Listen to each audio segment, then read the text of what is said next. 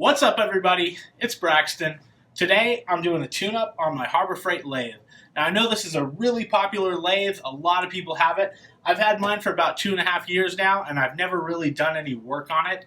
So it's high time that I did something to it. It's kind of got some issues that are coming up, and I thought to myself, maybe this might be some things that other people are experiencing as well. So I thought I'd make a video and show you guys what I'm going to do.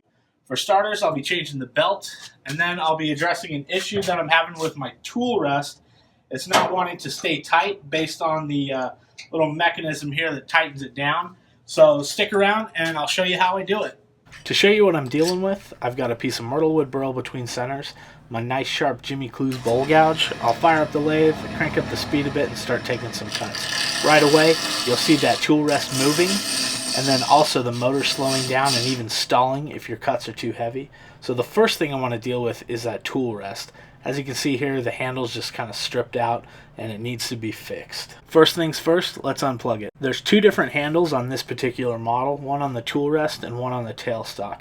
The only difference is there's a small nub on the one that goes in the tailstock, and that rests in this little groove to keep that bar from spinning. I took apart both of the handles, and that consists of unscrewing the screw on the outside, taking a little tension spring out, and then the bolt that goes into either the tool rest or the tailstock. Here's the inside of the handle from the one on the tool rest versus the one on the tailstock. Since it sees a lot less action, it's still got the teeth, so I took the bolt from the tool rest, put the screw and the spring in, and called it good. To fix the other one, I needed a bit of 5-minute epoxy, so I squeezed that out, mixed it up, applied it to the inside of the stripped out handle, and then to the head of the bolt. Put it back in, put a bit of epoxy around the crack, hoping it'll seep down in, and then reassembled that spring and screw and tightened it down. Admittedly, I am a bit heavy-handed, and probably more so than I need to be when tightening down this tool rest. So now that I've got this one's fixed, it's still got that ratcheting action, I'll just have to remember not to snug it down so hard in the future. The handle on the tailstock really doesn't need that ratcheting action, so all I have to do is screw it in. Next, I want to change the belt. There's 4 screws that hold it on, one on top, 2 on the sides, and 1 underneath the back. After removing those screws, the cover pretty much just falls right off. I also decided to take the fan shroud off the motor, and there's 3 screws that hold it on.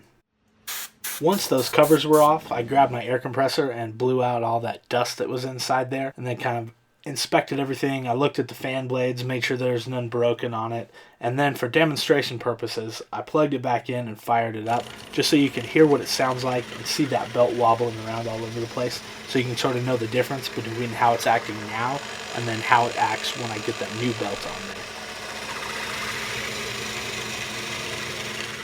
Visually inspecting the belt, you can see it's really worn. There's threads hanging off, there's grooves in it.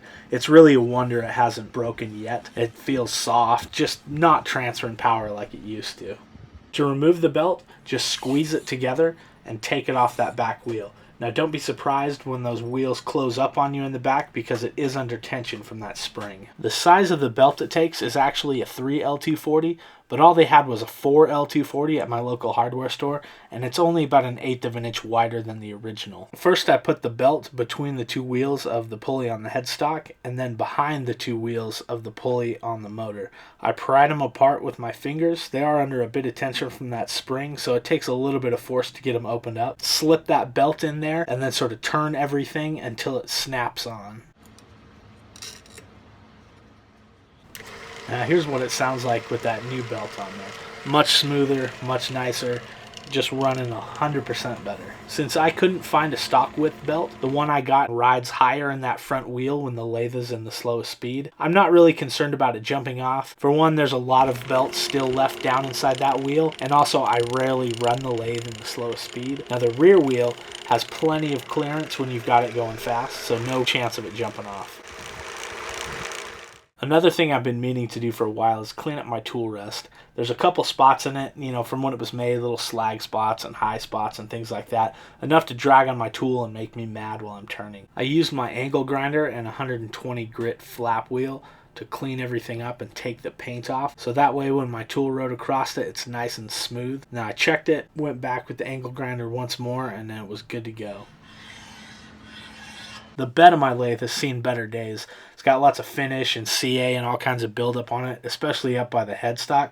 So I used my random orbit sander and a 220 grit disc, sanded everything down, then came back with some paste wax and wiped it on there to keep everything slipping and sliding and protect it from rust. Even though here in the desert we don't have to worry about rust too much, I still thought it'd be a good idea to do it. I also hit the tool rest a little bit with some.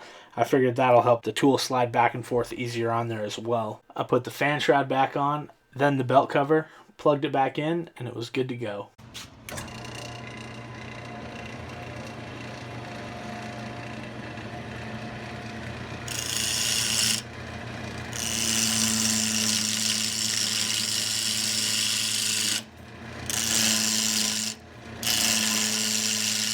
Thanks so much for watching. I hope you enjoyed this video. A couple quick things you can do to really tune up your lathe. That belt seems to be making a huge difference. I was able to rip through this myrtlewood burl no problem, no stalling at all. And I have a feeling that old belt probably needed to be changed about 1.5 years or so ago.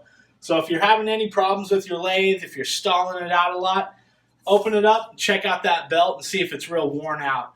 Now the one I installed was slightly wider, but it seems to be working great.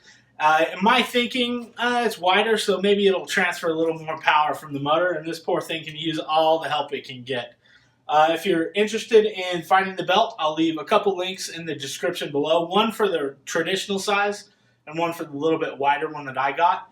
And also, if you're interested in checking out what I'm going to turn out of this myrtlewood burl, look me up on Instagram. I'll post a few pictures of it on there the day this video releases. So thanks very much, and I'll talk to you guys later.